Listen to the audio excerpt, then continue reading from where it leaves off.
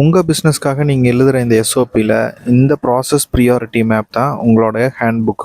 இது ரொம்ப சிம்பிள். ஒரு பேப்பர் எடுத்து 3 காலம் போட்டு ஃபஸ்ட்டு காலத்தில் உங்களோட பிஸ்னஸ் ரன் பண்ணுறதுக்கு தேவையான டாஸ்க் எல்லாத்தையும் எழுதிக்கிங்க.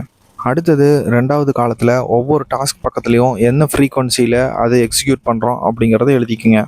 உதாரணத்துக்கு பிரியாவோட பிஸ்னஸில் பர்ச்சேசிங் அப்படிங்கிறது 3 நாளைக்கு ஒருக்கா நடக்கிற டாஸ்க். இதுவே குக்கிங் அப்படிங்கிறது டெய்லி நடக்கிற டாஸ்க்.